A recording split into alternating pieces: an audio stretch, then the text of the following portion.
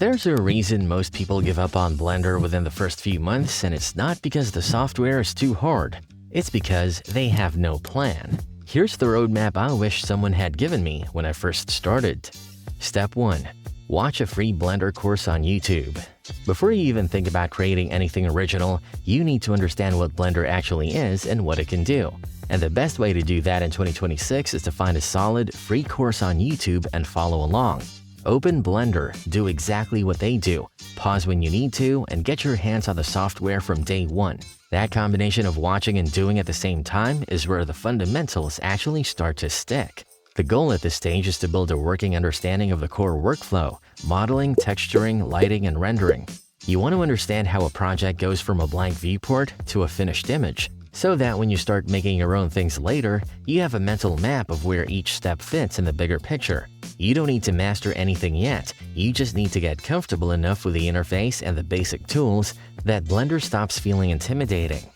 And if one course doesn't fully click for you, that's completely fine. Watching a second or even a third one can actually help reinforce the fundamentals because different instructors explain things in different ways. Sometimes a concept that didn't land the first time around suddenly makes sense when someone else explains it from a slightly different angle. The key is that you're always following along and building things as you go, not just passively watching. By the end of this step, you should be able to navigate the viewport without feeling lost, switch between object and edit mode, do basic modeling operations, and have at least a rough idea of how materials and lighting work. You don't need to be good at any of it yet. You just need to be not starting from zero anymore. That foundation is what makes everything after this point possible. Step 2. Mini projects. Build things, finish things. This is where the real learning starts. Set yourself a series of small achievable projects and actually complete them. A living room, a park bench, a coffee shop interior, a city street corner. Keep them simple. The point isn't to create something portfolio-worthy, it's to get reps in across the full pipeline. Each mini project should force you to model objects, apply materials, set up lighting, and hit render.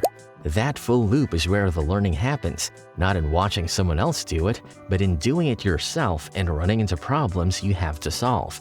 And yes, use tutorials to help you through these projects. There's no shame in that at this stage. If your lighting looks flat, find a tutorial on 3-point lighting and apply it to your scene. The difference between this and step 1 is that now you're learning in context. You're pulling in knowledge because you need it for something specific, not just passively consuming information. Here's the critical part though. Finish every single project before starting the next one. I cannot stress this enough. The temptation to abandon a project the moment it gets hard or boring is enormous. You'll be halfway through your living room scene, the couch looks terrible, the lighting isn't working, and you'll think, maybe I should just start something new. Don't. Push through it. The rendering, the troubleshooting, the problem solving at the end of a project, that's where 80% of your growth happens. And it's the part most beginners never reach because they keep starting over. Don't compare your work to what you see on Instagram or ArtStation. That stuff is made by people who've been doing this for years. Your mini projects are going to look rough, and that's completely fine. A finished rough project teaches you infinitely more than an abandoned perfect one. Aim for somewhere around 10 to 15 of these mini projects. By the time you're done, you'll have a solid foundation across modeling, texturing, lighting, and rendering. And more importantly, you'll have the habit of finishing things. That habit alone puts you ahead of the majority of people who pick up Blender and never complete anything. Step 3. Pick a lane. This is the decision most beginners avoid, and it's exactly why they plateau. Blender can do an insane amount of things: hard surface modeling, character creation, environments, product visualization, motion graphics, animation, simulation, sculpting. And when you're new, it feels like you need to learn all of it. You don't. In fact, trying to learn everything at once is one of the fastest ways to stay mediocre at everything and great at nothing. Once you've built your foundation through mini projects, pick one direction and go deep. Look at what excited you most during those projects. Did you love building environments and setting up moody lighting? Go into environment art. Did you enjoy the precision of modeling hard surface objects? Look into product visualization or prop design. Were you drawn to characters and organic shapes? Focus on sculpting and character art. This isn't a permanent, life-altering decision. You're not signing a contract. You can always pivot later or expand into other areas once you've gotten strong in one, but specializing early is how you improve fast. A person who spends 3 months focused entirely on environment art will improve dramatically more than someone who spent those same 3 months dabbling in a little bit of everything. Think of it like this. You don't learn to cook by trying to master Italian, Japanese, French, and Mexican cuisine all at the same time. You pick one, get really good at it, understand the techniques and principles behind it, and then branch out once you've got a solid base. Same thing here. Pick the lane that excites you the most and commit to it for a while. Step 4. Create a hero project. After you've built your foundation and started specializing, it's time to make something you're genuinely proud of. This is your hero project, the one piece you invest serious time and effort into, and the piece that becomes the centerpiece of everything you've done so far. This isn't another mini project, this is the one where you plan it out properly. Gather reference images, sketch ideas, think about composition, lighting, mood, story, execute it at a level that's deliberately higher than anything you've attempted before. Push yourself into uncomfortable territory where you have to figure out new techniques and solve problems you haven't encountered yet. It could be anything depending on your specialization: a detailed environment scene, a photorealistic product render, a character, an animated sequence, whatever aligns with where you've chosen to focus. What matters is that it's intentional. You're not just making something cool, you're creating a piece that demonstrates what you're capable of when you actually try. This project will probably take longer than you expect. That's normal. You'll hit walls, you'll redo entire sections, and there will be moments where you want to scrap the whole thing. Don't. This is the project that forces you to level up in ways that dozens of smaller projects can't. It's the difference between training and competing. You know more is on the line, so you push harder, pay more attention to detail, and hold yourself to a higher standard. And when it's done, you'll have something you can actually show people, whether that's posting it online, putting it in a portfolio, or using it to land freelance work. More importantly, you'll have proven to yourself that you can plan something ambitious and actually execute it. That confidence changes how you approach everything after. And a piece like that is exactly the kind of work that belongs in a portfolio once you start aiming for studio work.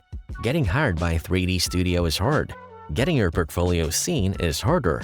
And when it finally lands in front of someone, it needs to do the work for you because you won't be in the room. Studios are still hiring, but they are only looking at the top 1% of portfolios. That is the bar. That's where Think Tank Training Center comes in, who have sponsored this video. Think Tank is the #1 ranked creative institution in Canada by the rookies, and their flagship program, CG Asset Creation for Film or Games, is built specifically around getting you to that level. They'll sharpen your CG skills, rebuild your portfolio into something studios actually respond to, and walk you through the application process from start to finish. It's not a course you finish and forget. It's structured, practical, and it's working. Close to 100 graduates have gotten hired in just the last 10 months at studios like Sony Pictures Imageworks, Icon, and Naughty Dog. The program is available entirely online and runs for 16 months. If you're serious about working in the industry, not just learning on the side but actually breaking in, this is the most direct route I've seen. Right now, Think Tank is running an industry insight session that explains the process that helped those almost 100 students get hired in the last 6 months. To learn more, the link will be in the description. Step 5. Hobby or profession. Make the call. By this point, you've gone through the full progression. You've watched a course, completed a stack of mini projects, specialized in an area, and created a hero piece. You now have enough experience and self-awareness to make an honest decision. Is this something you want to pursue professionally, or is it a hobby you enjoy? Both answers are completely valid, and neither one is better than the other, but the path forward looks very different depending on which one you choose. If you're going the professional route, start tailoring your skills toward what the industry actually needs. This means understanding what studios and clients are looking for, keeping a portfolio that's focused and relevant rather than scattered, and learning to work within production pipelines and constraints. One of the biggest mistakes aspiring professionals make is assuming that impressive personal renders are enough to get hired. They're not, at least not on their own. The industry values artists who can solve specific problems, work efficiently, meet deadlines, and produce work that fits into a larger pipeline. Your portfolio should demonstrate that. If you're keeping Blender as a hobby, and again, there's absolutely nothing wrong with that, then keep learning, keep creating, and keep sharing your work. Without the pressure of making it a career, you have the freedom to experiment, take creative risks, and explore areas purely because they interest you. Some of the most interesting Blender work out there comes from people who aren't trying to get hired. They're just making stuff they think is cool. Step 6. Get feedback at every stage. This one doesn't sit at the end of a roadmap. It applies to every single step along the way.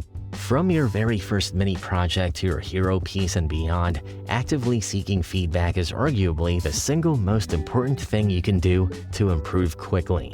Here's why. When you're working on something alone, you develop blind spots. You'll spend 3 hours tweaking a material that's already looked fine while completely missing that your lighting is flat or your composition is pulling the viewer's eye to the wrong place. You literally cannot see your own weaknesses because you're too close to the work.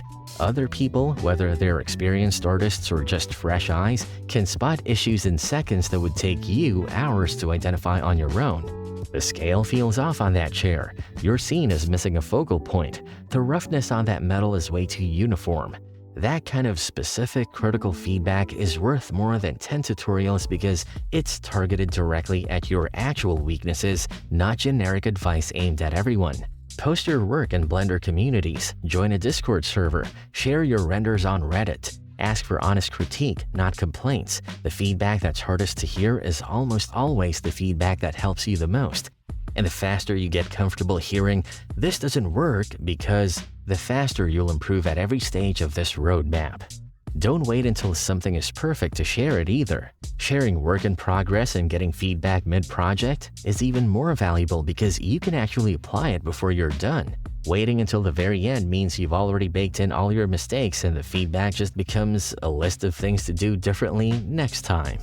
Get eyes on your work early and often. It'll save you time and make everything you create significantly better. So, to recap the full roadmap, start by following a free course to learn the fundamentals, then build 10 to 15 mini projects to get reps in across the full pipeline, pick a specialization and go deep, create one hero project that pushes you beyond your comfort zone, decide whether this is a hobby or a career, and tailor your path accordingly. And throughout all of it, get feedback early and often. That's the roadmap. Now, go open Blender.